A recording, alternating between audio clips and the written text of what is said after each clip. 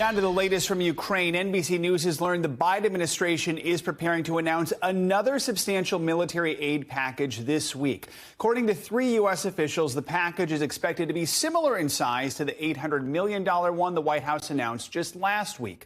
The news comes as Russia has launched an all-out assault on eastern Ukraine. And this morning, Ukraine says it will open a humanitarian corridor to evacuate women, children, and the elderly from what's left of the besieged city of Mariupol. We're joined now by NBC News global correspondent Sanchez in Lviv and NBC News White House correspondent Carol Lee. Carol, let's start with you. What else do we know about this new aid package, and how quickly could these resources get to Ukraine's military as the fighting there intensifies?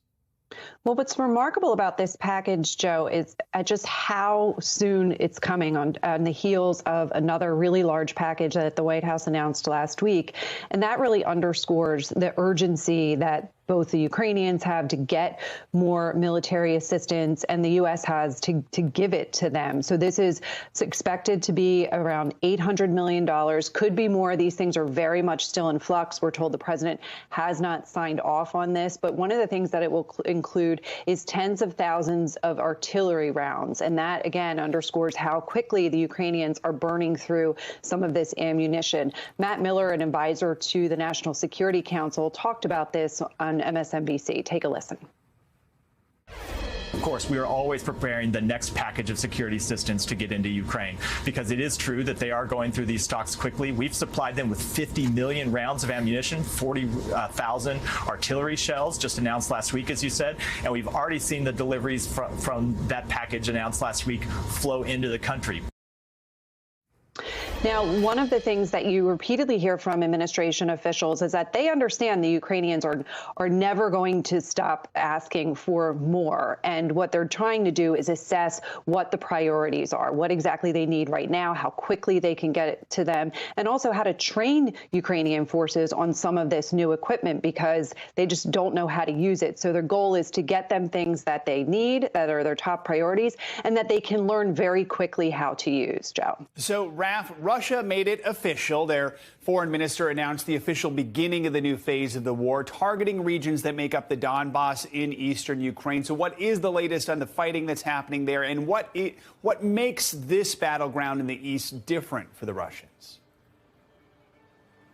So, Joe, the Russians gave the remaining Ukrainian forces in Mariupol until 2 p.m. Moscow time to surrender. It's about 15 minutes ago, according to my watch. As far as we know, the white flag of surrender has not been raised over that steel plant, just as it hasn't been raised with any of the previous deadlines the Russians have imposed. A Ukrainian Marine commander who is inside that factory released a video overnight. He said his forces are outnumbered 10-1. He said there are hundreds of civilians inside that factory. They say they have hundreds of wounded, but they are not planning to surrender. He did plead with the international community to try to broker a deal with the Russians to extract his soldiers and the civilians with them and move them to safety in a third country. There is no indication right now the Russians are going to agree to any kind of deal like that. They have these Ukrainian troops completely surrounded with concentric rings of their own forces. They are allegedly using very heavy bunker buster bombs, to try to clear them out of this plant. But the fighting continues in Mariupol, as it does all along this enormous 300-mile front in the east of Ukraine. The Ukrainian lines appear to be holding, but as Carol was saying, they are desperately in need of artillery. They are pleading for more weapons from the United States, from its allies.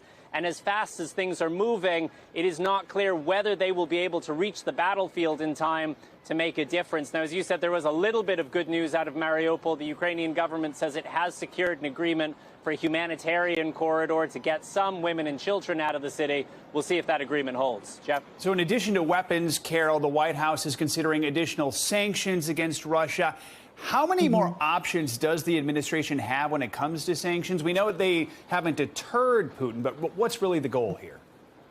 Yeah, it's a great question, because the U.S. has adopted a number of sanctions, some of the strictest sanctions that we've seen on really any country. There's a couple of things that they could still do. One is secondary sanctions. That would penalize other countries who do trade with Russia. The U.S. has not wanted to take that step. That could alienate some other countries like India or China, and could hurt the U.S. economy. That's something that the administration has wanted to avoid. The other thing that they're looking at is this designation of Russia as a state sponsor of terrorism. Now, when you talk to administration officials, they say that sanctions that are mandated under that designation, and there are only 4 countries that the U.S. has designated as such, that those are something that are not even as tough as what they've already done. Well, that raises the question of, okay, well, then why not just do it for symbolic reasons?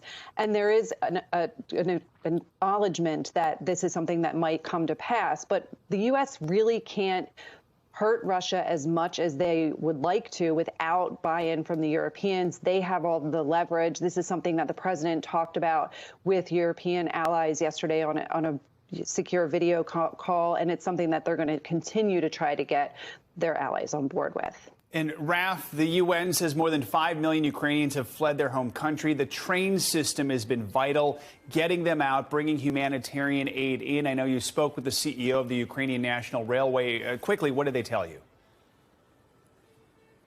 Well, Joe, the CEO told us that 95 of his staff have been killed so far. A quarter of his railway lines have been damaged, but he is still absolutely determined to keep the trains running. We also met a woman called Valentina, who was going to Kyiv to try to see her dying father. She didn't get there in time. Take a listen to that conversation.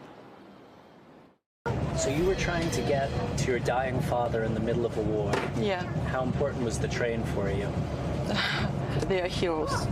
Just to take care of all these passengers, take care of all Ukrainians, and just support and give these trains. Now, the train workers are known in Ukraine as the Iron People. They are hailed as heroes, just like the soldiers are. And everywhere you go, people will tell you that they owe an enormous debt to those railway workers for keeping this country moving during wartime. Jeff? That is certainly the case, and hard to hear that so many have lost their lives. Raf Sanchez and Carol Lee, thank you both. Thanks for watching our YouTube channel. Follow today's top stories and breaking news by downloading the NBC News app.